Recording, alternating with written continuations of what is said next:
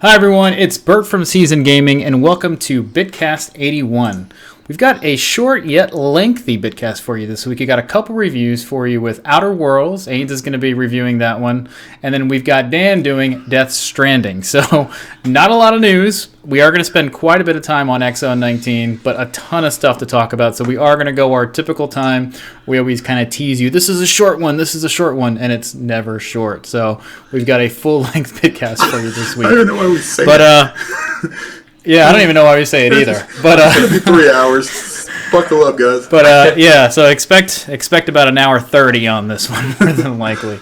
Yeah. But let's start out with, I guess, was not only the biggest event in a while in gaming, but the biggest set of news. So not a ton of news, like I was saying at the start, but X019 was this week. It did take place in London. If you did catch it, very entertaining. It was about an hour and a half, an hour 40 if you count what was the actual content. They had a lot of like pre-game stuff going on, and then there was tons of stuff that you could catch from the team afterwards. But overall, great presentation. We were talking last week about how, the bar's kind of low based on what Inside Xbox has been recently, but not to expect a full E3.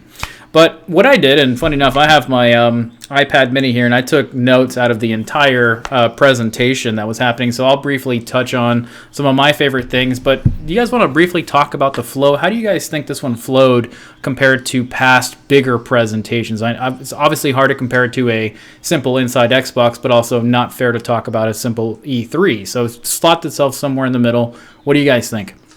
Yeah, I know we talked before around, how disappointing the last Inside Xbox was. It was really flat, stupid jokes. The hosts were talking too much. And at least for me, what I wanted to see was a mix of a ton of game news mixed with a little developer chat here and there. And by and large, that's what we got. I thought personally it was a really good show. I was engaged for the whole 90 minutes. I thought they showed a ton of stuff, yet still had a few, developers or cameos. Phil Spencer had a few minutes where he spoke, so I liked it a lot. I thought it was a good format. It was obviously a little bigger budget than they'll do on Inside Xboxes typically, so you would expect it to be better, but I hope they move more towards games and videos and less host talking like this going forward. Right. How about you, Dan? Yakuza. That's all. we were talking about format. Format. Yeah, yes, format. Yeah. We'll be going into the details of everything too, Dan. I think it was better than the E3 presentation. If you took Keanu out of E3, this was. Because he made it breathtaking. He did. He was super excited. I actually enjoyed it. Like you said, I don't want to hear these hosts make stupid jokes all the time, like they do usually every time, and it just bores the hell out of me. So I want to see games. I want to see what you're bringing.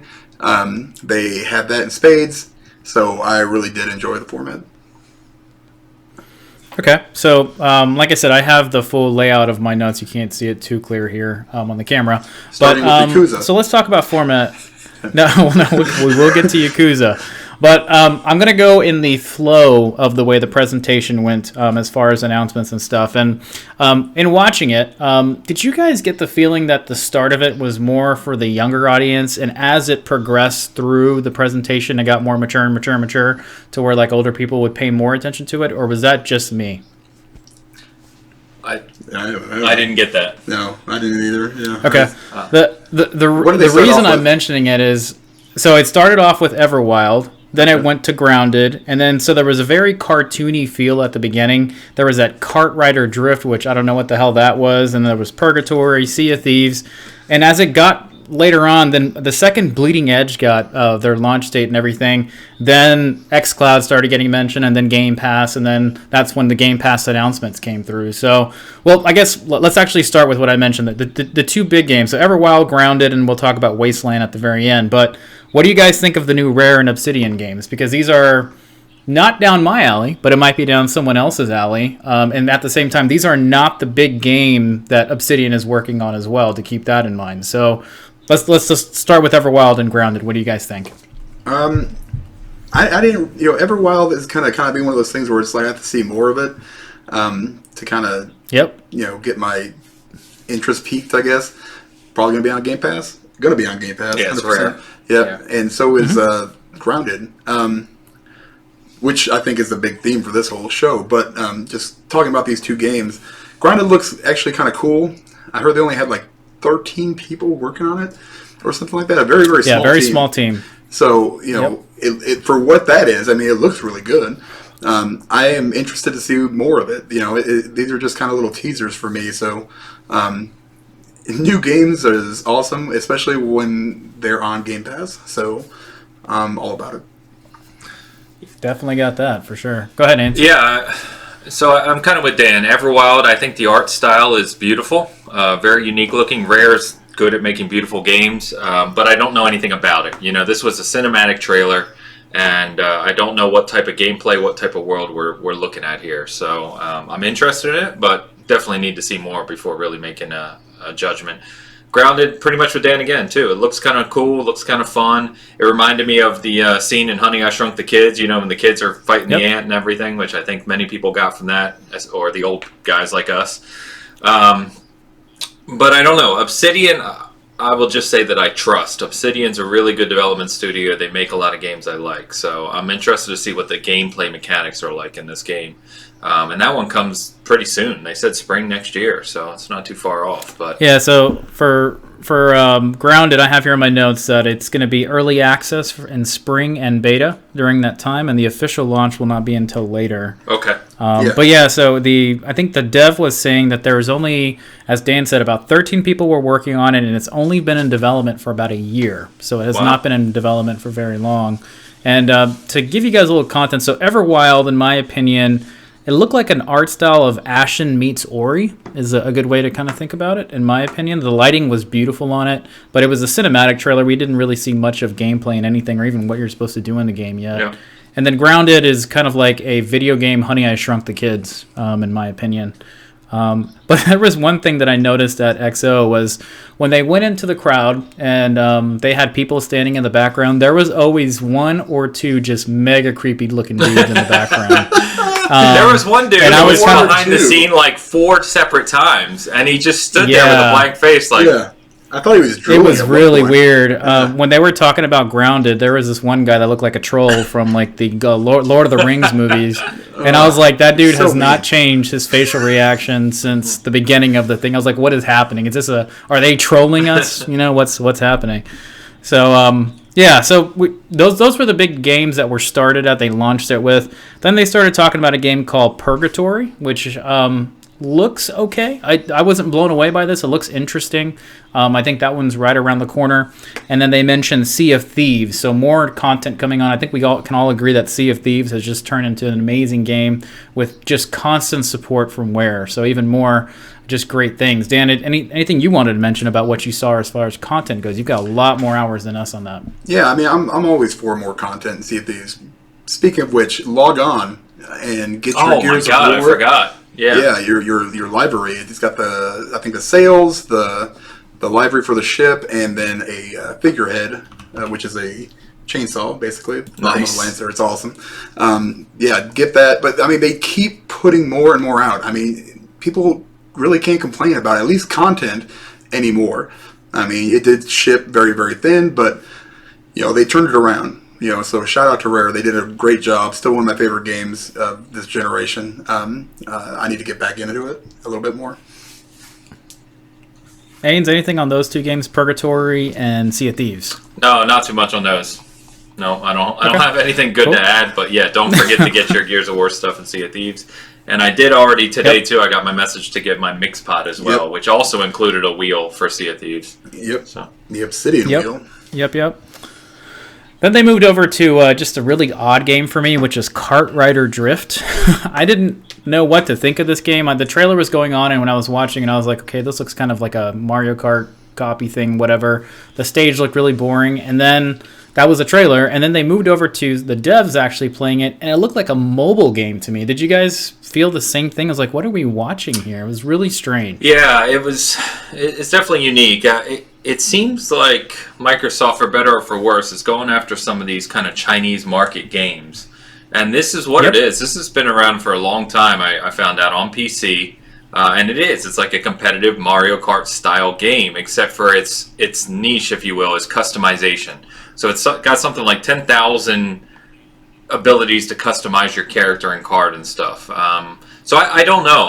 I love kart racing games, especially online multiplayer. Like if we can all play this and battle each other, that'd be fun.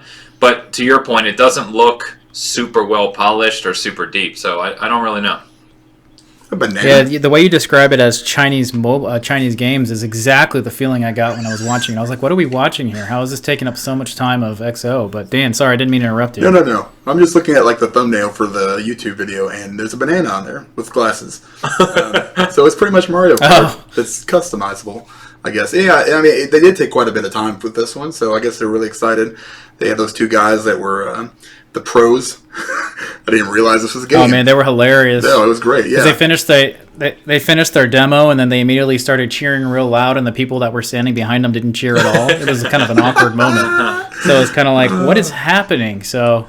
Okay, then we got to the big Bleeding Edge announcement. We got a release date. Yeah. We're looking at March 24th for Bleeding Edge. We got to play that at E3, and that's one of the biggest surprises we had. It was fantastically fun. Yeah, really polished. Yep, they introduced a new character as well, which was very cool. And then there was another game called Tell Me Why. So Tell Me Why is from the makers of Life is Strange. If you did like Life is Strange, I think Dan loves that game the most. But this game looks like a little bit more mature maybe, and a little sci-fi type game that it was filling in there. So if you're a big fan of Life is Strange, that might be down your alley. I don't think it blew anyone away, but it's cool to see that team is still working on something fun. Anything you want to mention on that one, Dan? No. Before we get too I'll far? take this one. Yeah. Okay. Go ahead, Ains. No, I knew you would. I'll get myself into trouble. So, for context, though, whether or not the three of us really enjoy it, Life is Strange is a pretty big IP. It sells well. Lots of people play it. What's really interesting about this one is that it's all episodes are coming at once next summer, and it's going to be in Game Pass because it's being published by Xbox Game Studios.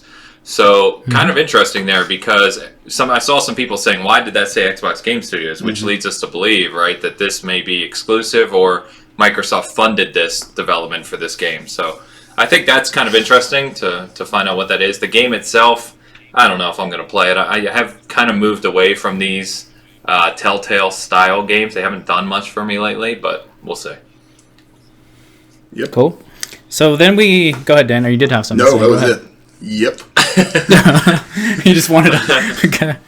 So then we got into the more technical aspect of X019.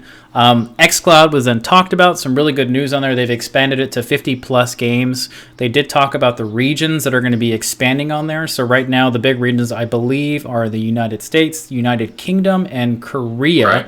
Are the big ones, and they're going to be moving that to a bigger scope of people that will be able to test that.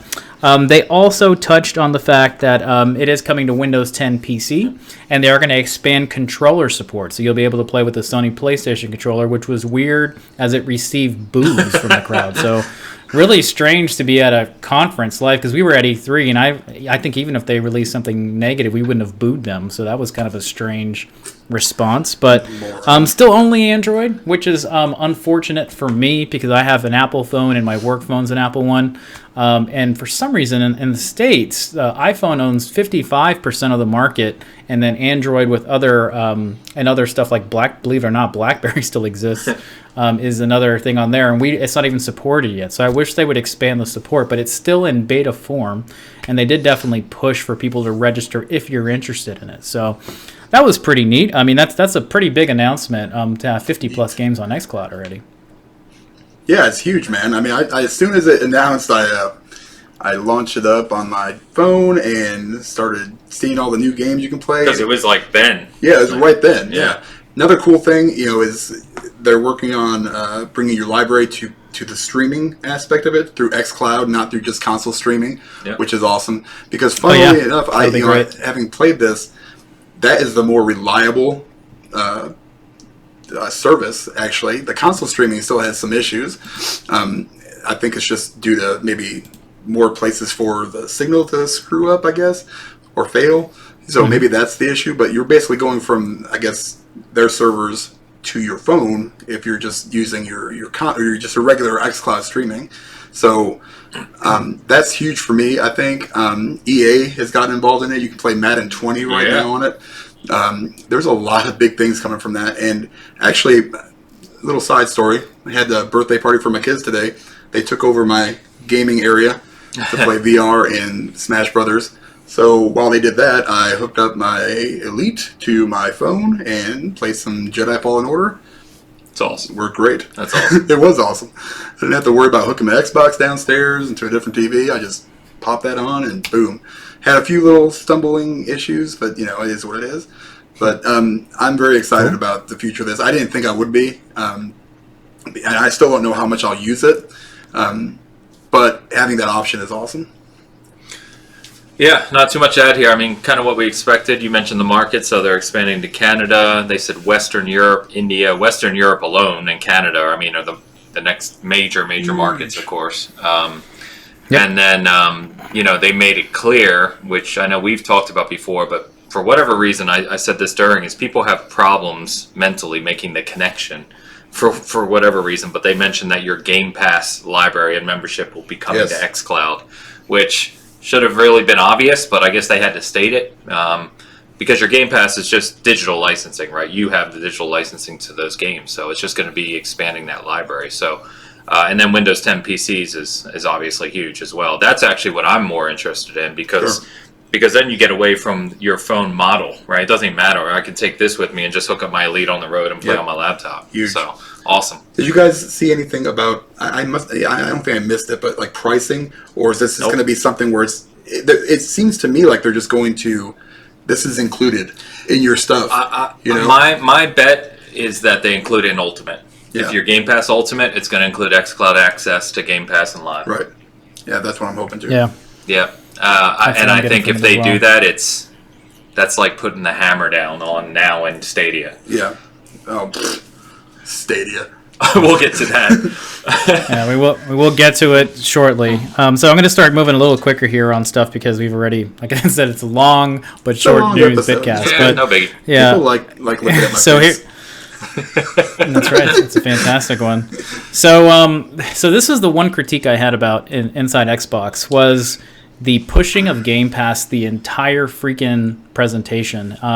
And they finally got to the main portion of Game Pass, and they did talk about the announcements that were coming to Game Pass. So the big game that was available live over there was Rage 2. So that did come out recently. There's about 5 other games that were available at the same time. I think Remnant was one of them, and a few other ones that are not as big but as Rage 2, but they were there. And then they did talk about Darksiders 3. Halo Reach finally is going to be coming to Master Chief Collection at the beginning of December. And then the big one that Dan was teasing to you guys earlier is there's a ton of new things coming for 2020 and even early 2020. So the Yakuza 0, Yakuza Kiwami 1, and Yakuza Kiwami 2 will be available in 2020. Final Fantasy is coming to Xbox, and there's going to be 10 different games from the Final Fantasy franchise there. And then Ains's most exciting thing from there is the Kingdom Hearts franchise is coming to Game Pass as well. And it's not Kingdom Hearts 3, it's Kingdom Hearts 1 and 2, and then all the little special editions that came out after that were extended cuts and all kinds of weird things like that. So those were some of the big things about Game Pass. But like I said, and I counted them during XO, they brought up Game Pass in 6 different parts of XO that in addition to the main Game Pass thing, and just the constant trailers were repeating themselves over and over. So that got a little annoying to me, but I understand from a business standpoint on how they're trying to push Game Pass. I just wonder when that's going to slow down a little bit, because for the past 4 Inside Xboxes and E3s, it's been Game Pass, Game Pass, Game Pass. From an Xbox fan, I got it. But I guess from new fans, they've got to constantly be reinforced on what Xbox Game Pass is. But what do you guys think about Game Pass announcements and I guess the enhancement of Game Pass? So, yeah, a couple things. I may be the first person to unsubscribe from Game Pass due to new games being added with the announcement of Kingdom Hearts, because it's just going to pollute my console, and I can't have that. I think it's really neat. It's nice to see the relationships they're building. Phil Spencer even talked about it, hearing the feedback, knowing they want more Japanese support. I think Yakuza and getting all these Final Fantasy titles, not only on Xbox, but in Game Pass, is pretty amazing. Yep.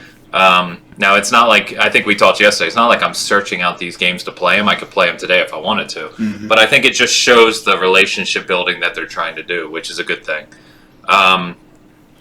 Yeah, I think that's really it on Game Pass. I mean, we've talked before. It's the best value in gaming right now. It really is. It And really is. there's more than you can play already, and it just continues to grow and grow and grow. And there's a whole bunch of other titles we haven't even touched on yet, new IPs that are coming to Game Pass as well. Yep. So it's nuts. Yeah, then you had... Yeah, to I'm that- hesitant to buy a slightly old game because I have a feeling it's going to drop on. It's like Game Pass, Pedro, so- like my friend Pedro, because Yeah. I I can't wait for that I've been game. wanting to play it, and I'm like, it's just one I don't have time for, so I'll wait because there's a roll the dice chance it's going to come to Game Pass, and here you go. is. Yep. It is.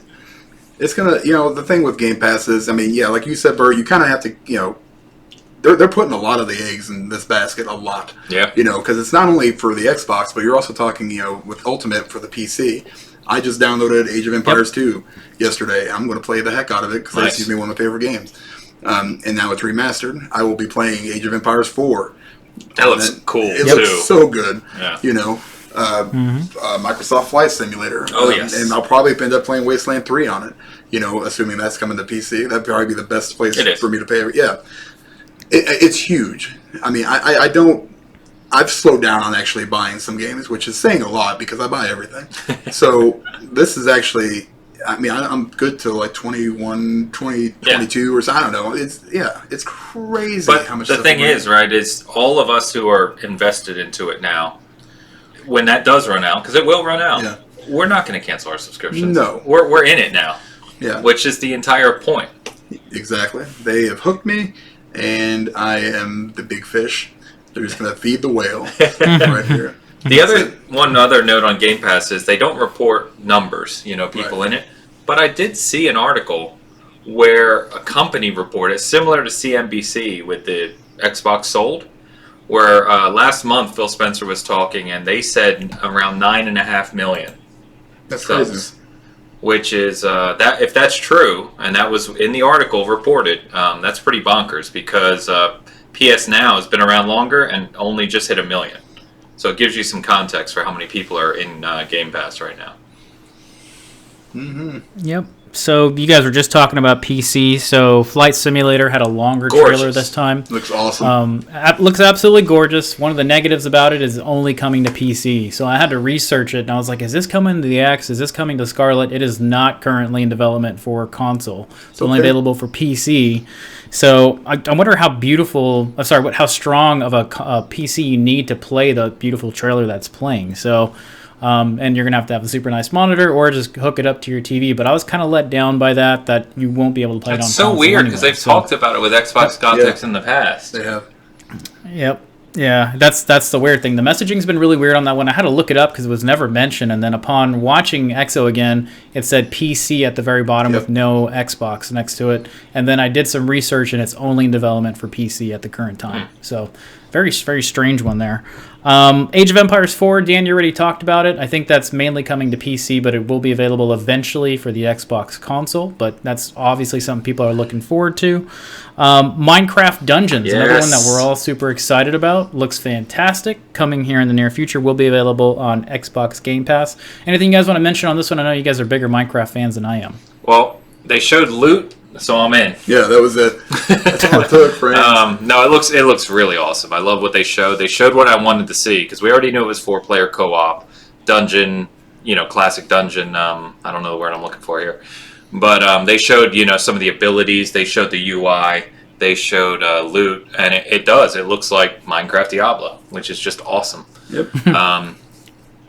Flight Simulator looks stunning, as you said. Age of Empires 4 looks great. And the other thing that kind of got glossed over is that they announced the new studio name. So this is a new Xbox studio that's making Age of Empires, and it's called World's Edge. It was previously, just kind of out there as the Age of Empires studio, but it's another formal studio under the Xbox Game Studios banner now. So all good stuff. They didn't talk about Gears Tactics. They did not. That's the one I was missing, I think, through the whole thing. But I'm excited for that one, too. That is confirmed for Xbox, by the Yes, way. that one is. Yeah. Yeah, this is just... I mean, it's all just like a big, giant vat of sugar. With that big Xbox. I mean, it's just... good. I mean, there's nothing bad. I mean, if you don't necessarily like what the games are, maybe, but there's got to be one in there that, you know, is worth paying $10 for, you know? I don't know. There's so many games. I don't know how anyone complains nowadays. We're overloaded with games. So much stuff. Yep. Another funny one they brought up was Skatebirds, which I thought was awesome. absolutely hilarious. Oh my god. It's Tony Hawk with birds. Yeah. So it's kind of a weird game, but it looks, funny enough, kind of fun. It looks awesome. So It's like Tony Bird. we'll see if that takes off at all. You're welcome. And then kind of an interesting announcement. So we saw a super teaser at E3 for Crossfire X. It's kind of a Counter-Strike game that's been out in Korea for a while. They're bringing it to console now, and the interesting thing is that 3 different studios are working on it. So you have Smilegate, which is located in Korea. Then you have Remedy, which is in Finland. And then you have Xbox Seattle, which is all kind of coming together to create Crossfire X on the console. They had a theatrical trailer, and then they had a gameplay trailer that showed off more of how you could play. Looks pretty good. It is going to be free to play, which is also interesting. And they're going to be able to have Battle Royale and other just like team deathmatch type style games in there as well. So it looks pretty cool. It looks like a lot of fun. Yeah, I was excited by this because it's interesting that this game's been around for a long time, PC only, but it's coming to Xbox. It's interesting. Sorry, excuse me. Remedy making the single-player campaign, because I don't know what that looks like. Remedy is, you know, their games are pretty unique with mechanics and whatnot, so we'll see what this looks like. And then the fact that, like you said, it's going to have Battle Royale, Standard Deathmatch, and all these other multiplayer modes. The actual gameplay they showed of the shooting looked pretty solid, so I'm always excited to try a new shooter. Especially when it's free, man. Yeah, and it's free. Yeah, I remember seeing this now, you know, at E3 maybe. They had like a small little thing on it. They had a non-gameplay Very video small. Right. Yep. at E3. Yeah, and yeah, I mean, it's not a bad thing, for sure. You know, and it's free. Nope, not a bad thing at all. It's more of just interesting to see how many studios are jumping in to help out with it. Yeah, cool. They did say they are aiming for 2020 to have this release, so not too far around the corner is what it seems like. So we'll see if that happens. And then, like I said, they brought up more Game Pass stuff that they're just kind of float through their trailer again of what's coming. And then they closed out, actually, Phil Spencer did come out and talk a bit more about stuff that he's trying to bring to the Xbox console. He's been listening to feedback, more games and franchises that are coming. So that was really interesting. And then they closed out with Wasteland 3. So, Dan, you mentioned you were super excited for Wasteland 3. Was there anything new that you saw here, or were you just excited to see more of what they were showing? It was just someone to see more of what they've got. I'll be playing that day one for sure. It was kind of a weird way, I think, to close it out, though. You know, I was kind of expecting it to go a little bit longer, maybe. You know, but I mean, I can't complain about the amount of content and what they had. You know, I did not get my controller. Just a little side note. That was nuts. Mm-hmm. I actually got it in my cart. Me too. And you could not finish the payment. I actually called them up and made sure it wasn't something on my end, and they said, no, we sold out in about 30 seconds. So, it's what it is. But I really enjoyed the show overall. It was, it was great. Yeah, I think Wasteland looks really good. It's quite obvious that the boost they've gotten with Xbox Game Studios is showing. I saw a comparison video the other day of when it was first shown a couple years ago and what it looks like now, and it's night and day. So really neat. So I hope they take their time and it's really solid. And I didn't get the controller, but I did pick up a shirt because I really like the artwork, because within that artwork is stuff from around London. That's cool. So really neat. So yeah, thought it was a good show. Cool. Lots of announcements, lots of games. I don't know how people can be sour. I'm sure some people are. We don't worry about them. I have a quick question for you guys. Yep. Out of all these games announced, I mean, how many do you guys think will actually be like launch day Scarlet games? Or do you think a lot of these... Because I read an interview with Aaron Greenberg that said that 2020 is going to be a huge year for first-party Xbox. Mm-hmm. That's what he said. So I'm wondering if these are going to wait till... I've been hearing that for a while, Dan. Oh, sure. Yeah. We hear that all the time. But they've actually shown some stuff now. Now, I'm wondering, like Everwild, how far that out, the Grounded is coming out this year, so that's going to be before. But I'm wondering how many of these other games, like Crossfire, for example, will be like launch day games for the Scarlet. So with everything being forward compatible now. Yeah. I don't know if they're really focusing on releasing like with Scarlet launch day per se, but what I could see is kind of a promotional push for a lot of games at Scarlet's launch as Scarlet Enhanced type thing, right? Sure. So we may get Grounded earlier in the year, but then they may push for it being the official release with Scarlet and it being optimized for Scarlet in 4K 60 or whatever. Crossfire, a whole bunch of those games may be 4K 60 enhanced for Scarlet, is what I think would happen. Cool. Yeah, from my standpoint there, Dan, I don't see anything that was at XO that was the star lineup game that's going to be for Scarlet. I think Xbox is saving that for E3. Sure. On the, this is going to be the big, your Halos and your other games like that are going to be there. I think a lot of the games mentioned are going to be, with the exception of Everwild and Grounded, are going to be, available on Xbox One X, and you'll be able to play them soon. They will not be the highlight of Scarlet. I think we have yet to see the power of Scarlet and even the PlayStation 5 from anything we're seeing today. Nope. Nice. Halo Infinite and Forza 8 will be the pillars. Yep. Sure. Yep. I think we'll be blown away at E3 and maybe even slightly before E3 as to what those new consoles will look like. And to Ains's point, these will simply be backwards compatible or simply cross-platform. You'll be able to play them through Game Pass and everything. They'll just simply transfer over like, oh, you want to play it on your Scarlet? Here it is. It's ready to go. So, but great presentation.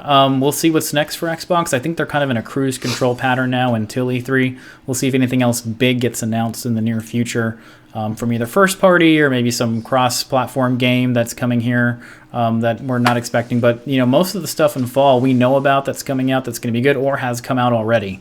So we'll probably touch more on what has happened in the fall for gaming in the next few Bitcasts or so. So let's move on to the next 2 or 3 stories that we have for news. And the big winner for the week is the Google Stadia launch lineup. Blowing people away left and right. Subscribes are way up here. So for people not in the know, this has been kind of a joke around social media. When in the world is Google Stadia even launching? What is launching? What's happening? So Google Stadia does go live on November 19th. To keep in mind, this is the beta. It's not the official product that's launching. And they did talk about the games that will be available at launch. And just for people to know what it is, it's 12 games, which is kind of a weird thing. Nothing new in the sense of like a new game that is launching on November 19th. There's a lot of games that are coming out. Let me just read them really quick. We got Assassin's Creed Odyssey, Destiny 2, Guilt, Just Dance 2020, a game called Keen. I'm not even sure if I'm saying that right.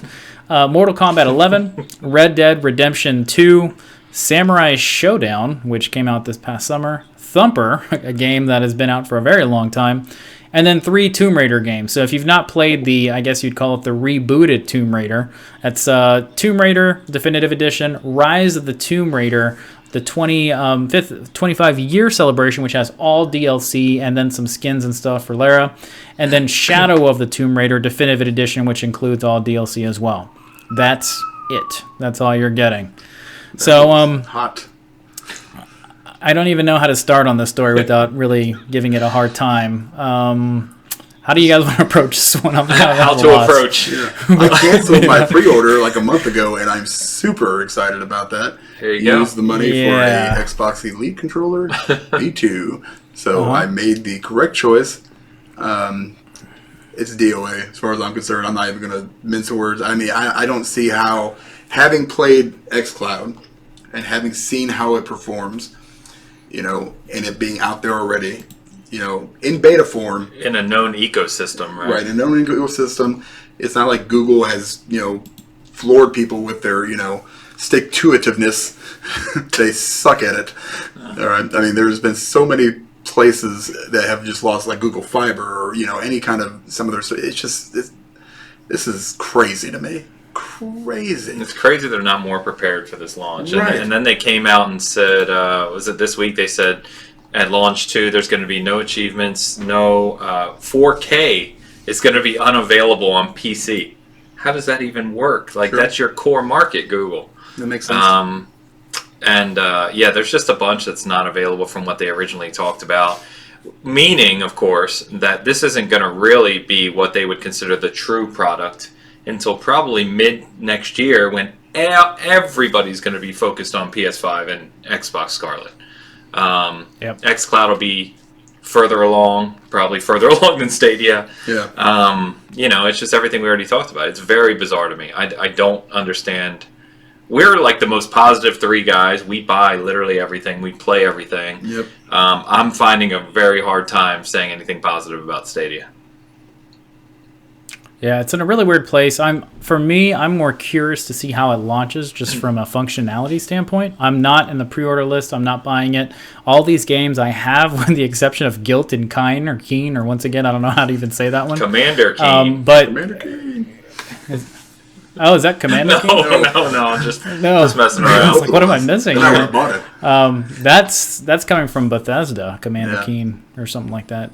But anyways, very weird. I think one of the funny things is I've seen a lot of the IGNs and the GameSpots and everything all trying to showcase what's coming from Stadia. I think they're intentionally being pushed by Google to do that, just to get the word out. But I don't think, from an industry perspective, that there's a lot of people that are too excited about this. I'm really wanting to see what the general public even does. If I was to go ask my brother, who's not a gamer, and be like, hey, are you going to be picking up Google Stadia? He'd be like, Google what? Is that like a new email server? What is that? They wouldn't even know. So Sounds like an your artificial average sweetener. person has no idea what a Stadia is. Yeah, Artificial. and even people. Stevia. I think if people that are using like Google products on the daily don't even know what it is. So I don't know. We'll see what happens. It's going to be November. There's a few more games coming out before the end of the year. Borderlands 3 is rumored to be either end of 2019 or early 2020. We'll see if that actually happens, but I would expect some delays on software, and I wouldn't be surprised if November 19th comes and we have some serious crashes and they delay it even further, or they quit accepting new gamers into the program until they're ready to go for maybe 2020 even. So, surprise there, but there's your launch lineup. So, it is what it is, as we like to say. Yep. Okay, CNBC did some reporting on Xbox console numbers, and so if you have either gone to Season Gaming or otherwhere that you're maybe getting your news from, the big number is, I think it's 46.9 million of consoles that have been sold from an Xbox perspective. Xbox doesn't really share their numbers as to how many consoles have been sold, so this is kind of what has been expected. Somewhere in the, I think it was between 40 and 50 mil is what the number has been rumored and talked about for a long time, but interesting to see. This did come from IDC, and if you go to our website, you can click on the hyperlink and actually go to their site and see a few things there, but that's the number that has come out from CNBC. Anything you guys want to mention on this one? Is this about what you expected? Yeah, it's about what I expected. I know people have reported like VG charts and whatnot in the 41 to 42 range, which was always thought to be low. So 47's right about where you would imagine it would be, and that was through the second quarter. So through June, right? Yeah, through June. Yep. So so they'll probably be in the 50 million range sometime next year, and. I think Black Friday they'll hit that. Black Friday, a couple. Yeah, they usually say about 1 million. But anyway, this is about what's expected. It is disappointing coming off the Xbox 360 generation, but it's also not the worst thing in the world. It's actually one of the better selling consoles of all time, which is kind of just shows how big the market is nowadays. So the most interesting thing out of the report really was that in the US, it's almost 1-to-1 with PS4. It's really the world market where it just gets crushed. So pretty interesting. Yep. Yeah. And for a long time, Xbox was the leader in console sales until recently. That PlayStation passed them in the States. In the US, that is. yeah. So, yep. No, that's about it. All good. I got nothing. Dan, you were going to say something. No. got nada. I got nothing on that. Okay, so our next few pieces of news is some trailers that have come out and an announcement that has come out recently about our favorite actor, Marky Mark, a.k.a. Mark Wahlberg. Once again attached to the Uncharted movie, which is not the best news for us, but some people may like that. He is not being looked at for, once again, Nathan Drake. That role has already gone to Tom Holland, Spider-Man actor, in case you guys don't know who that is. The point of this movie is an origin type story for Nathan Drake, and Mark Wahlberg is being looked at for Sully, which has me scratching my head and then some, as to how he even portray Sully in any way whatsoever. Earlier in the week, it was rumored, and as the week progressed, it appears that he has signed on. So nothing official from the studio or the director or anything, but this is what the rumor mill is currently going on this one. I don't have much else to say about this besides that. I'm not too excited about it. Is this movie dead on arrival? Yes. It's the Google Stadia of video game movies. It's the Google Stadia. No, here's the thing. This is a name recognition thing. I mean, first, Tom Holland as Nathan Drake. I understand it's an origin movie, but I mean, I only played a couple of the Uncharted games, but the thing is, it's a very good story from what I played. It's just I'm so used to that older person. Even in the first game, I mean, he's still an older guy. And Mark Wahlberg is so like, no, come on, man, come on, Sony, what the heck? I mean, first it's Tom Holland and Venom, and now you're doing this. I mean, Tom Hardy, you mean? No, Hardy, Tom Holland. So like this, to your point, just screams that they're trying to put big names to attract something to the movie, and that usually leads to failure, right? Focus on the movie itself. Mark Wahlberg is not Sully. He's not my Sully. Hashtag. Yeah, let's put this on. Don't like Mark Wahlberg. Even if you do like him, I don't know what business he has playing Sully. Sully's my favorite character in the Uncharted games. He's freaking fantastic. And you could probably say, name an actor who would be least likely to play Sully, and I probably would have said Mark Wahlberg. So maybe, I don't know what's going on over at Sony, but not good, not excited. Makes me worried for the movie overall. Yeah, and that's another video game movie that's been in development hell for a very long time. So we'll see if it even gets made. It wouldn't be surprised me if he gets detached from the movie again, because that's what actually happened the first time. The movie never got off the ground. He's like, I'm busy now. I can't do it anymore. Delayed longer, and now guess what? He's not busy anymore. So once again, he's back on the crap. So. Anyways, the Witcher Netflix series has been greenlit for a season 2, and it hasn't even come out yet. So that's great news. I think last Bitcast we talked about that they have enough content for 7 seasons.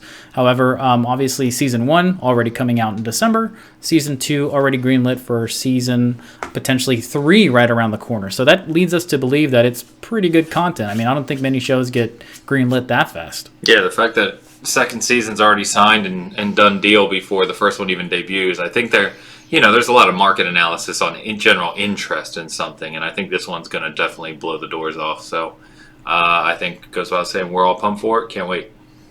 Yeah. Go ahead and sign all 7 seasons. I don't know what you're waiting for. Bring it on! I'm ready. Yeah. We got Dan. Dan just goes. Making weird sounds now. Yep. All right, the other big trailer this week is Sonic the Hedgehog. The new redone CGI Sonic did come out. People super excited for it. My big comment on it, well, is the movie any good? We finally got a new Sonic, but the movie kind of looks like crap, but Sonic looks good. He looks right out of the game. So what do we think here? I mean, he does look good. That's all I can say. Yep. Yeah. Sure does. Man, here's the thing. I love Ben Schwartz. I think he's hilarious.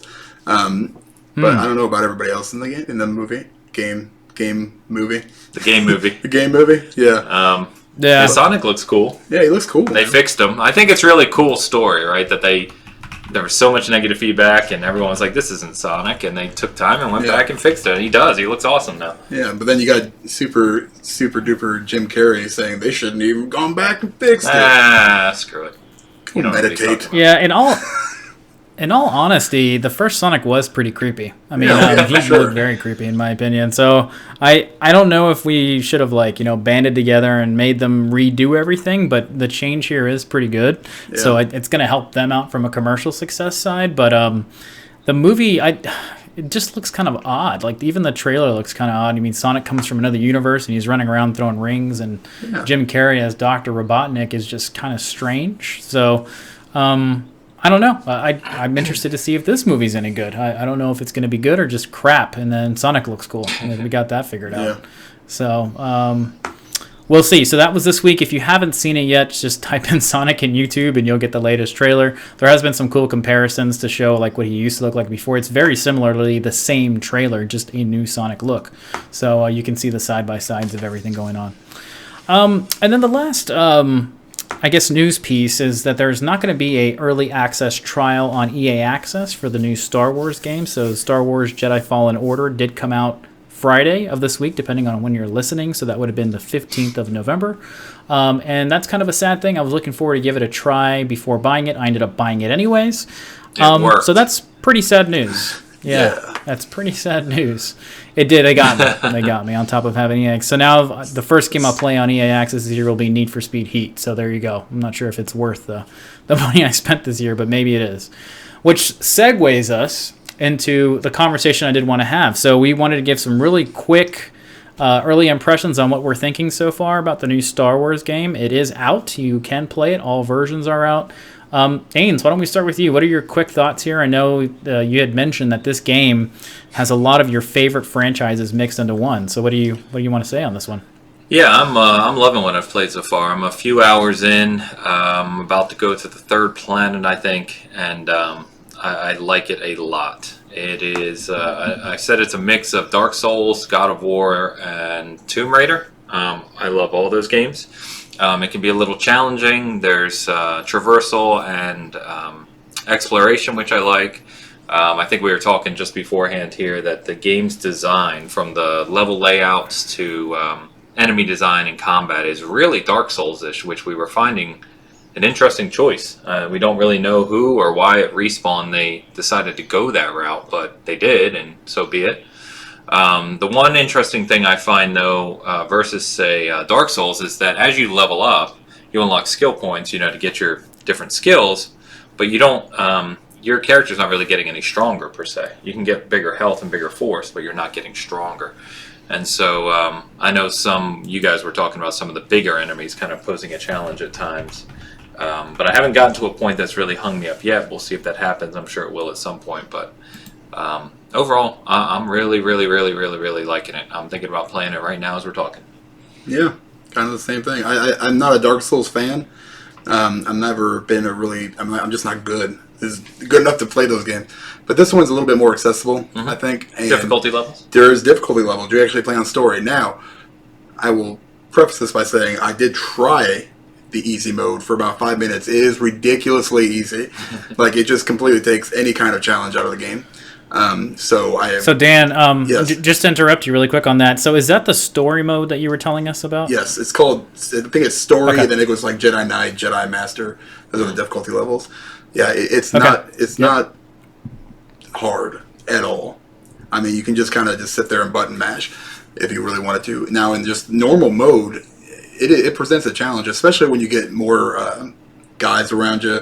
Some of the bigger bosses are kind of tough. I have the problem with just kind of the traversal. I have probably died more falling off of stuff than I have actually in fights, because you can learn how that kind of stuff works and how the mechanics work, but there's something about just the jumping, and you gotta be very, very precise. You slide down a lot of things. You gotta swing on ropes. You gotta wall run and do all this other stuff. Now, some of that stuff gets easier as you progress, only because of the powers that you end up getting, but it's still kind of a pain in the butt. So I can definitely see why people will get frustrated with that. But otherwise, for being a game in this vein, I really, really enjoy it. So, yep. I'm loving it too. I'm having a few technical issues with it. I've jumped back and forth. So I have it on the Xbox X, and you have normal, which I believe is quality mode, and then you have performance mode. I've jumped back and forth between the two of them because I've been having a lot of frame rate issues. And I've actually found that quality mode is the better route to take, because when you put it in performance mode, it puts it to 1080p and then unlocks the frame rate, and that frame rate is all over the place. So stick to the 1440p with 30 frames per second locked, and then that's a better performance from my end. It's been super fun. I initially started on, I think it's the Jedi Master, which was the second hardest before the hardest difficulty. That actually ended up being too much for me. I was getting too frustrated about just really cheap deaths, and so I went to just the standard normal difficulty, and I'm having a lot more fun on there, and it's still posing quite a challenge. So it's right in a nice area for me. Story is interesting. I think some of which is really weird, me and Ains, and I think Dan, you're part of the conversation too when we were chatting. No, I think you were there, Dan. I feel like me and Ains were chatting on a game or something, but the graphics are kind of all over the place for me. So some of the levels are absolutely stunning. Like you look at the sun and the way it's shimmering off mountains, and the landscapes are really great. And then some of the characters look fantastic in this scene. And then in other scenes, you look like you're watching a game with the characters from the Xbox 360, PlayStation 3 era. It's like, what happened here? And then sometimes some of the characters, it looks like the textures haven't loaded in on their face yet. So it's just really mixed. So I think that the game could have had a little bit more optimization just from a performance standpoint. I watched Digital Foundry's video, which is about a 30-minute video, and they go through all the different things and stuff. Some things that I didn't notice because I haven't played it on the Xbox S and the launch Xbox, is that it's almost unplayable there. So I think they're going to have some patches hopefully coming out soon. I think they are going to start analyzing the PlayStation versions to see if the launch PlayStation 4 has issues as well. But I hope that it gets patched because it's a good game that could use a performance boost because of the way the game plays. When you're playing a difficult game with the platforming that exists, you need to have a smooth experience somewhere, whether it be resolution or frame rate. It has to be there because then you're going to have a little frustration on getting killed cheaply, or maybe it's a platforming death that you fall off something because it skipped a frame somewhere. So those are the only things that I can see. I'm about 8 hours into it, so we'll see as it progresses. Fun game. If you're a Star Wars fan, I think it's a must-play, personally. So, Yep. All right. Let's talk about what we're playing, I guess, and then we'll get to our reviews. So, Dan, what are you playing these days? I know you just finished a good one. Yeah. So I finished Death Stranding and then Star Wars, really. That's really all I've been playing, I think. I'm about to jump in on Age of Empires 2, but we'll get to that later. Ains, how about yourself? So I've been pretty much living that Pokemon life. You know what I mean? I'm laughing already. I actually bought Pokemon. I think I'm the only one of the three, right? Yeah. No, I got it. I just haven't played it. Oh, okay. You're the lucky one. No, it's interesting. If nothing else, I'm not a Pokemon guy. I figured I'd give it a shot. I got it cheap, and we'll see what that's like. So I am trying it, if nothing else. Luigi's Mansion 3 is still on there too. I got to travel this week, so Pokemon and Luigi's Mansion 3 will go with me. Hopefully I get some time with them. Star Wars we just talked about, and then I went back and still playing a lot of Modern Warfare multiplayer, but I finally jumped in the campaign this week, and I'm right near the end of it. I think I'm on the last mission. It's really, really good. Super like, good. really good. Mm-hmm. I think it might be my favorite Call of Duty campaign yet, which I think is what you said as well. Yep.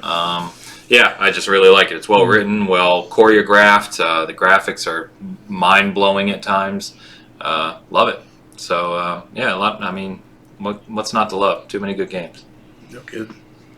Yeah, that brings up a good point. We should have like our favorite Call of Duty campaign and actually go back and remember each one. For me, funny enough, it's close between this one and Infinite Warfare. I actually love the story from Infinite Warfare. And it's the same dev, and I think they make the best stories and Call of Duty. So because even the ones before the lack of a campaign in the most recent Black Ops, they're all kind of meh. You're kind of like, it was all right. I got through it. It is what it is. I know some people really love Black Ops really 1. I actually never played that one. Yep. I don't think I have either. It's okay.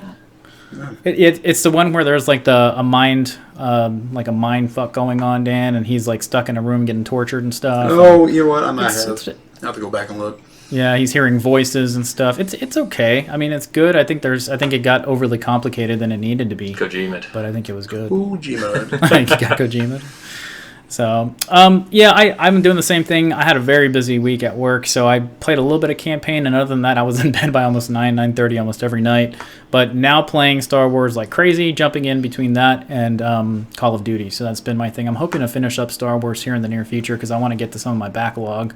And now with all these games coming out on Game Pass, like Reach, I can't wait to play Reach Remastered beginning in December. I'll be stuck in that because it's my favorite Halo game. But yeah, ton of stuff coming. Let's jump over to our reviews of this week. Which one of you guys want to go first? I know we both got a review for Outer Worlds, and Dan, you're doing Death Stranding. You guys want to flip a coin? No, let's knock out Outer Worlds because all three of us, we've all finished it. I did the review for the site. Okay. I gave it an 8.5, which is kind of in this middle superb range for our review. As you're listening to this, the review will be on the site, and as you can tell, because it's been out for some weeks now, I took a little longer to write it, and that's primarily because, as if you listen to us, you know I play games very slowly.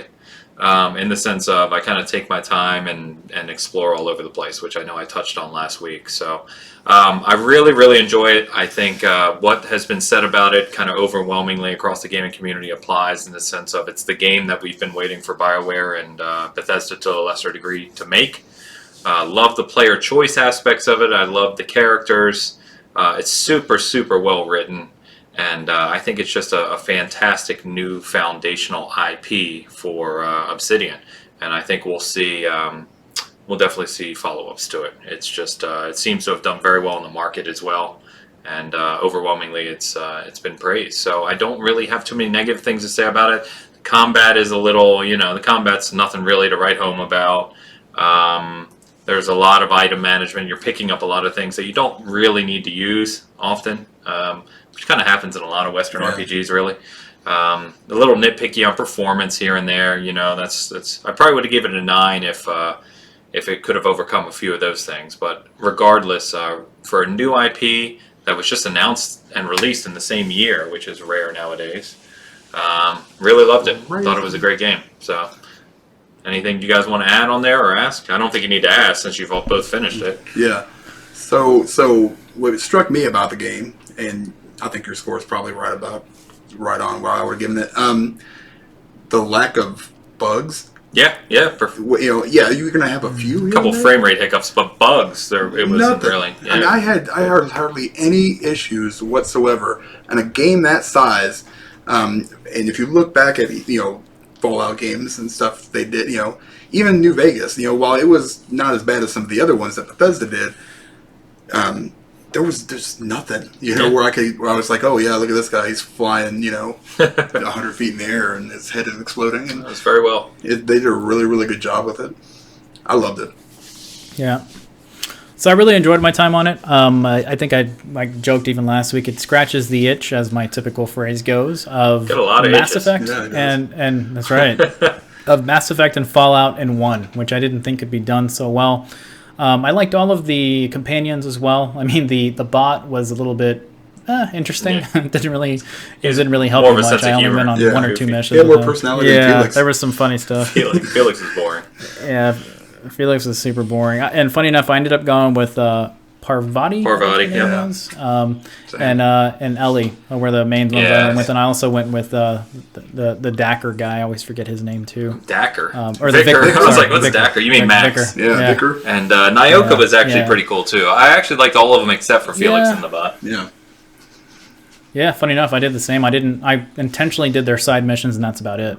Yeah. But I liked it too. The other thing I like a lot is that it encourages multiple playthroughs and to get different experiences. Some of the other ones, you get maybe a few different responses from other games, and that's really the only difference of another playthrough. But on this one, there's some big major decisions that change the game dramatically on what happens in the story and stuff like that. So I do encourage people to play it and play it at least minimum 2 times. I'll come back to this game later on.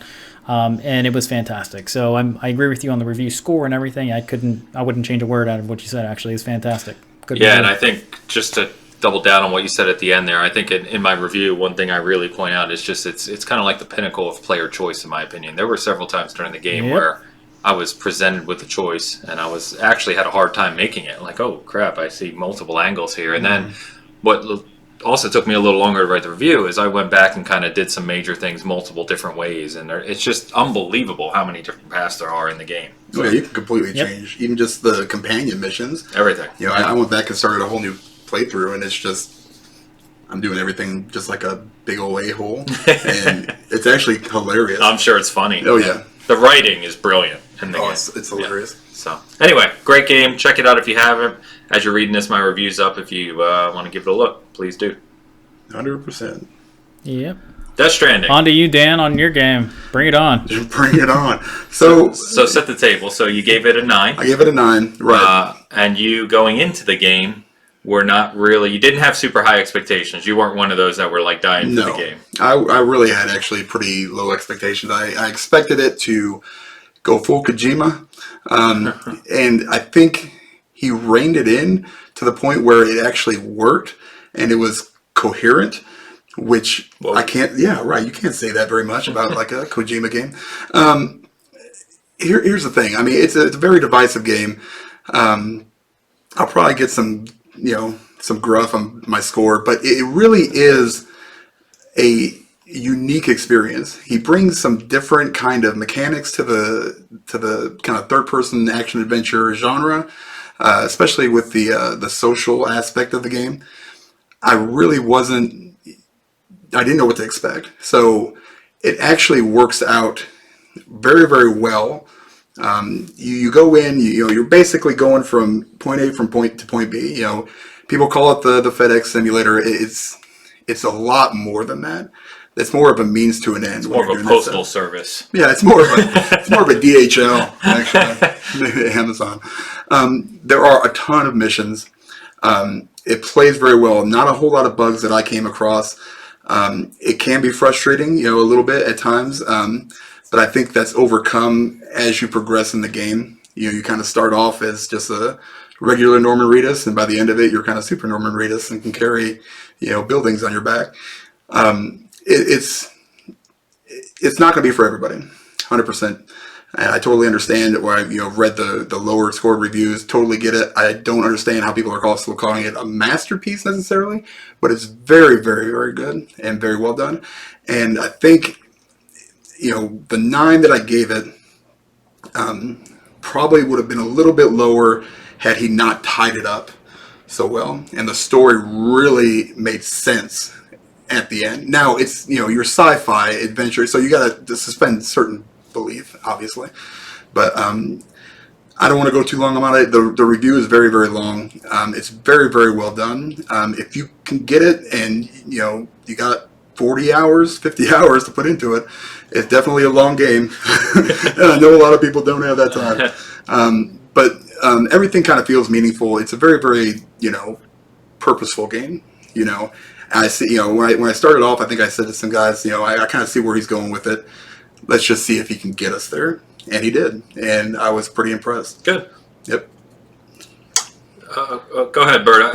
I had a question, now I forgot it. So if you have something. No. So Dan, I know you'd mentioned, well, first of all, being a 9 surprised you. Is this jumping up to one of your Game of the Years, or just a fun experience and you're kind of moving on from it now? I think between this one and probably Control right now, they're probably my top 2 games this year.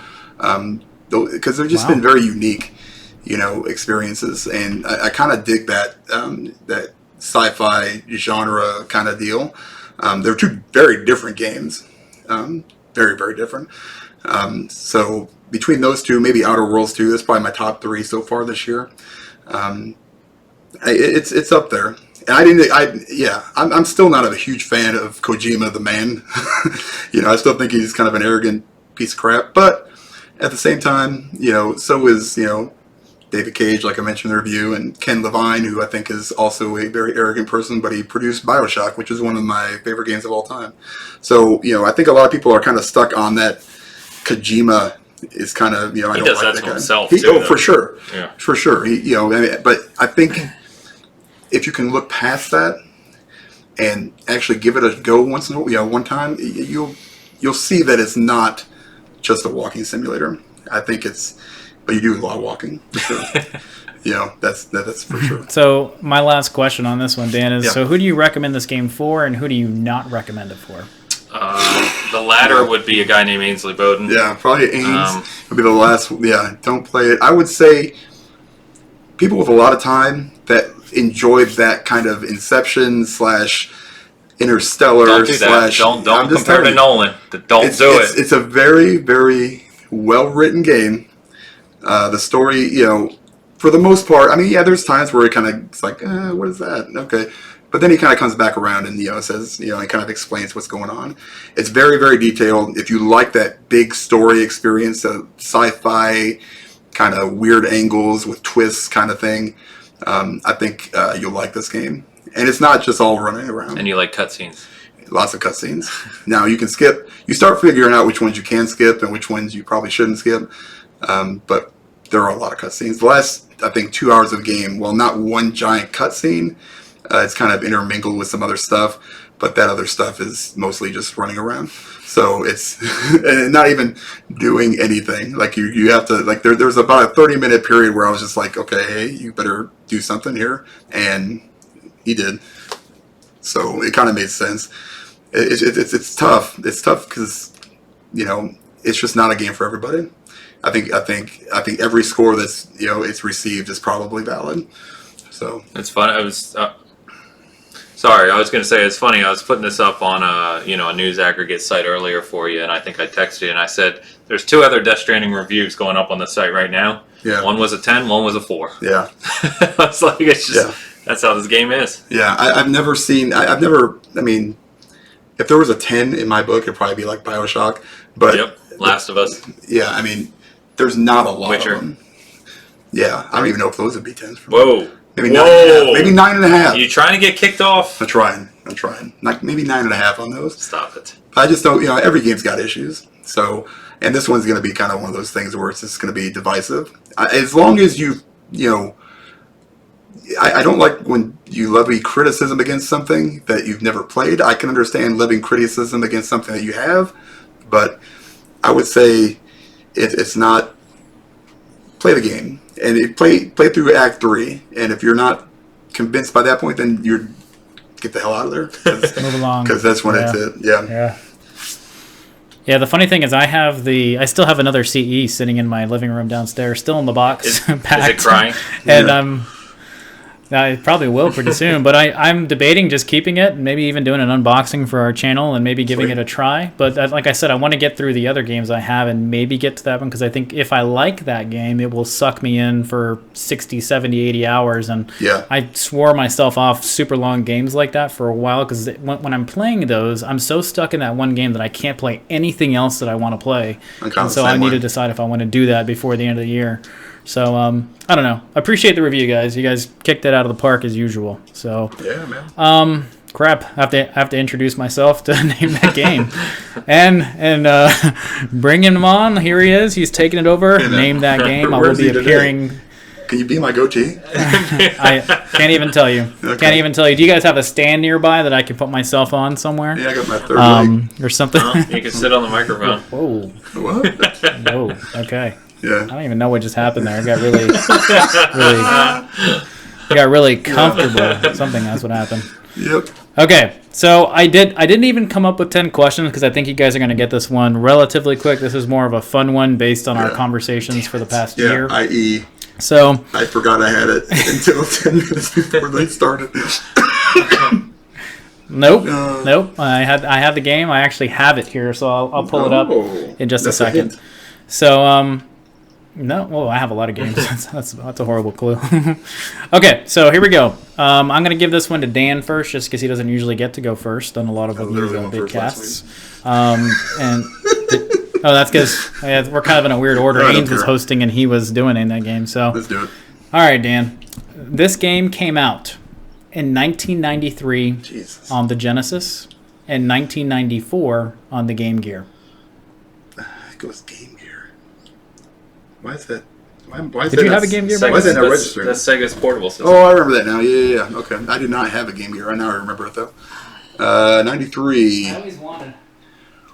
Gee, that was early. Toe Jam and Earl. I always wanted one, but I never could get one. What was it? Toe Jam and Earl? No. Oh, damn. I'm going to go with the negative on that one. Ains, yours. Gauntlet. Oh, God. Are you trolling or are you being for real? Okay. That is a negative. That is a negative. Okay. Do you guys have any clues for me? Any questions? Nope, not yet. Okay. Moving on to question 2. I'm kind of excited about this. I'm going to get through some of these questions. All right. 7. This game. Good. This game only took 2 months to develop. Oh, jeez.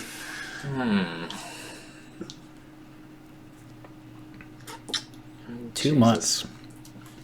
I'm worried that Ains is going to get this one soon because he's a Sega kid. Yeah, I'm running all of them through my mind here. Say Sonic. Yes. Good choice. Sonic? Yep. No. Did that game take 2 months to develop? No, probably not. No.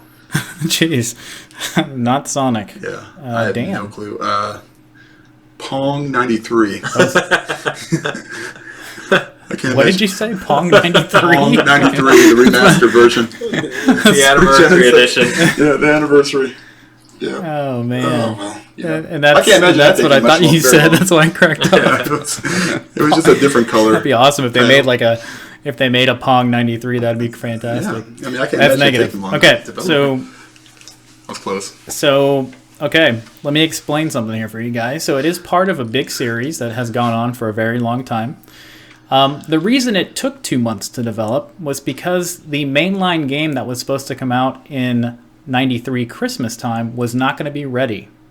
So this game was developed in 2 months. So that's your next clue. So it was developed as a different game, and then the last 2 months they completely changed it to something else. Yeah, it's part of a big series. So the developers were like, "Hey, my game's not going to be ready in '93," so they've made this one really quick. Okay. So if you know anything about 93 games back then, was that'll there? help out. Here's my question for you. Is this the first game in that series, or were there previous ones? I mean, well, I guess that first game. There was previous games in that series. Cool. Doesn't help. Don't know why I asked that question.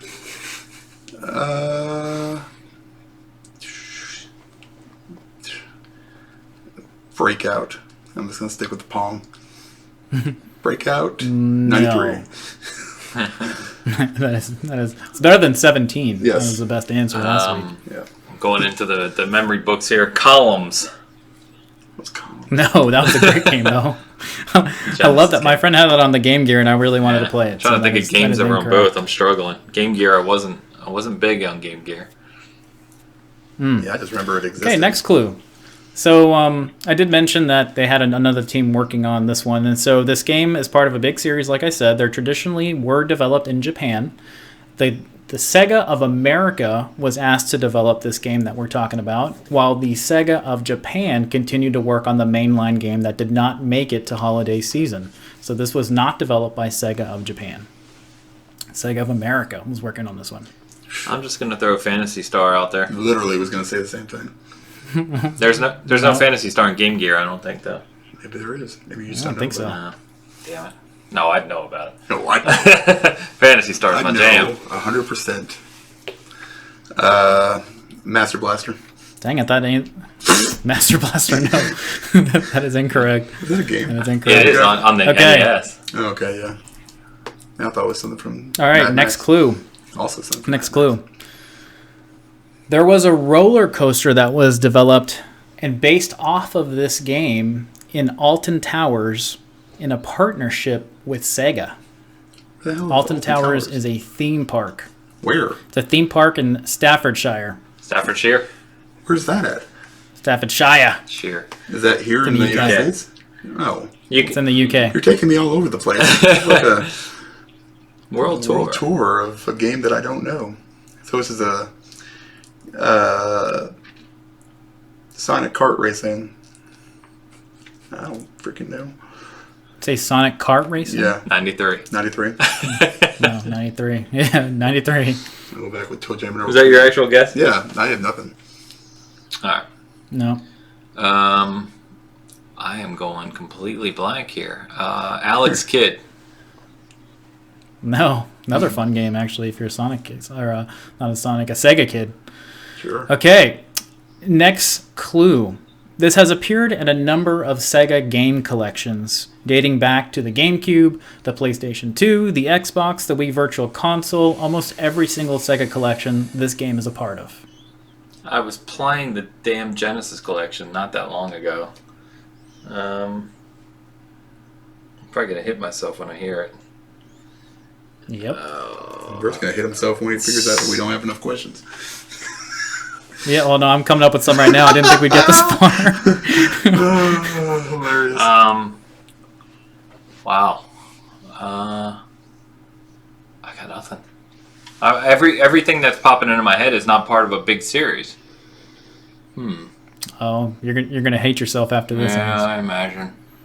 I'll just. Need a clue. I got nothing. I don't know what to ask. Yeah, I guess I might as well have something. Is it? Is there co-op or multiplayer in it? Negative. Single player game. Just say Vector Man. Nice. No, great game though. Dan, are you still on the guess on this one? I think you Yeah, are. it's his Yep. guess. Yeah. Super Bomberman, 93. No. All right. 93. Everything has a 93. Negative. Damn. Okay, there was a somewhat remastered version of this game that came out on iOS Apple Store in 2010, and it recently released on Steam in September of 2010. So it was on all these collections, and its only standalone releases was on the iOS and Steam. I mean, I don't know how 2010 is recent, but all right. Let's see here. Is it a side-scrolling game? Is that your last question? That's my last question. It is not a. It's not a side-scrolling game. Okay. No. This is just throwing me way off then. Yeah, I'm out of it. Altered Beast, I do have one guess. 93. It is not Altered Beast. That game came out like in 87, I think. I don't want to hear 89 86. Genesis launch, but it was in 89, arcades in 88. Yeah. Listen. My guess is Red Dead Redemption 93. No. Oh my god, no. How about Shining Force? Ooh. No, another just famous game, but great guess. Just naming- No. All right. Jumping into my other clues here that I had to look up. All right. There was a sequel to this game, and it came out in 2003 for the Game Boy Advance. Gee, Merry Christmas. Dan, it's your turn, by the way. What? He just guessed. Yeah, it's my guess. Yeah, Oh, I don't have guess. one, but it's my guess. I mean, you gotta throw something out there. Is it an RPG? Negative. You guys are out of clues now. Damn. It's not 2D. It's not RPG. And the sequel was how many years later? 10 years later? What the F? Yes, about correct. God, I'm struggling. I'm trying. If only I could see my Sega games. Yeah. Um, Hold on, right back. That would be cheating. Golden Axe. Nice. Negative. Struggling. I'm just trying to rack my brain for what was on the Sega. Crap. So 93 is late into Genesis because it came out in 89, and by 95, at 94 in Japan, Saturn was out. Sonic and Knuckles. So Yes. Is that your guess? Yeah, that's my guess. Like, I'm going to No. give you something better. That is incorrect. I feel like we're getting That is medios. incorrect. Yeah, I feel like we're getting something. You're not. And I'm telling you guys, you guys are both going to regret it afterwards. Okay, hold on. I need to find another clue really quick. I figured you guys would be there by now. Bro, we're running short on always time come here. with all my 10. questions. Oh, man. Apparently. Okay. I mean, Jesus. I'm trying really hard here, from guys. the I'm trying. clues that he's given us, you're a Sega guy. I know. I'm embarrassed right now. I'm Okay. the second kid, and I'm not remembering. I mean, I'm just saying. Okay, here we go. I got one. I Jedi got Fallen one. Order 93. No. Okay, the main character starts with 3 lives. He loses a life when he falls down a drain. Oh, sure. It's on me, right? Yeah. Falls Yes. down a drain. Burger Time, 93. Burger time. Great game. It's playing at Draft Kate now. Me too. Yeah, when 3 was fun. Good times. This is question 8, by the way. Falls down. Tron. Dre, you better start looking for more questions. Yeah, I've got one already. good job. A dream. You better get one more. Why am I struggling so bad with this? I wish I had a I can't think of a drain without thinking of Mario. I'm thinking of Right. pipe. You're thinking pipe, but it's a drain. A clear distinction. Yeah, I wonder if it's like a Scrubby Bubbles game. You know what I mean? Scrubbing Bubbles 93. 93. I'm gonna go ahead and pass. I got nothing. Well, this will hopefully help you. God damn. Damn, man. He is embarrassed for you. Is it on you or me? You. Me? Okay. We gotta know. You gotta reach into the Yep. clue, though. Okay. He What's the doesn't next have clue? Second to last clue. Okay. No problem. I only These wrote 3 questions you were clues. giving away. Okay. I'm almost going to have to give it to you at this point. Do it. Give it to him. Okay. It rhymes with... You earn extra lives. You earn extra lives by accumulating 20 million points, which can be accumulated by hitting bumpers, navigating through loops, collecting rings, and destroying enemy characters. Oh, so it's a Sonic game.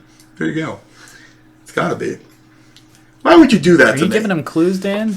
Well, I'm just giving Oh. Are you giving him sure. clues, Dan? I'm helping him out. Is it Sonic Pinball? Yeah. It is Sonic Spinball. Spinball, yeah. It is Sonic Spinball right here. That's on the... That was That's the game. that's kind of on us though, because we've made it clear before that you if it's part of a series, you have to say the actual Yes, game. that's your So fault. when I said Sonic originally, I Yeah. kind of got my mind away from it. Right, well, that's why I went with Sonic and Knuckles. 'Cause I figured, Yeah. well, we'll just go for it. Yeah, Sonic Spinball. Wow. Jeez, that's been a... Sonic Spinball. 2 months to develop. I actually quite enjoyed this game. I know a lot of people maybe didn't, but I thought it was really What was fun. the other game, out of curiosity, that the Japan studio finished? The game that was not able to be released was Sonic the Hedgehog 3. Oh. So Sonic the Hedgehog 3, they were aiming to get it done by holiday season of 93. They didn't make it. They made it into So a they Sonic had to come out Pinball with game. that. Cool. Yep. And funny enough, Sonic 3 came out in February of 94, so it was delayed about 4 or 5 months. I didn't think, if I remember correctly, I know Sonic 1, 2 were hits. I thought 3 was kind of a letdown, and then that Sonic and Knuckles is looked at as like a really good one. Sure. Yeah, people love Knuckles a lot. All right. Yeah, they do. Okay, well there's a name that game that maybe failed a little bit there, so I'm not sure. I'll come loaded with more questions next time. But thanks for listening to our Bitcast, guys. As far as our closing that we have let's see, the actual reviews for Death Stranding and Outer Worlds are out on the site. So if you're more of a reader versus a listener or a watcher, it is there in full detail. As Dan said, I think he said his Death Stranding review is super long. Yeah, so if you it's want the to get longest more one I've detail ever about done. it and not sure if the game's for you, yeah, check it out. And then Ains, I think the Outer Worlds review was typical length. It wasn't too long. I didn't feel like I was reading forever or Yeah, anything. no, So standard. good length there. And then we did film some videos while I was over there in Kansas City, and we have a fun one coming for you. So what we initially did is each one of us picked a crap shovelware game from the Nintendo Switch store. And in our video, each one of us is playing each other's crap game. So we're going to kind of talk about it. We have video of the game being played and then us talking about the game as to what the hell's going on when we're playing. We're aiming to have that to you guys on Wednesday. So stay tuned for that one. The overall video is about 30 minutes or so, 30 to 45 minutes. So you'll be able to watch that. Anything else you guys want to mention that you guys have coming out or working on? Pokemon. Yeah. Are you really going to do a review for that? No, one? because I'm never going to get through the whole game. Who's doing our Jedi whoa. Fallen Order review? Anybody? Go for it. Somebody. I'm happy to I was do going it. to say I'm happy to Um, do it too, but yeah. I don't know when I'm going to actually finish it. So Yeah. Yeah, I might finish it before Ains Go does. for So it, that'll man. be, since he's traveling, I might try to get it done. I'll aim for next Cool. week. So That'll work. and I've been delaying like crazy on our Modern Warfare MP stuff just because I'm still playing all these different modes. We actually tried Hardpoint for the first And time the last today in a time. while, and and it was a bit of a headache. It's not the best avenue for a King of the Hill type gameplay. Call of Duty's not good for that. So I hope to have it this week, guys. If you've been for some reason waiting on my review, sorry. I'm not the best writer, but I do have a bit of context with Call of Duty. But anyways, like I said, thanks for listening. Thanks for watching. If you liked it, give it a like. If you are loving our content, give us a subscribe. We'd love it. So have a good week. We'll talk to you next week.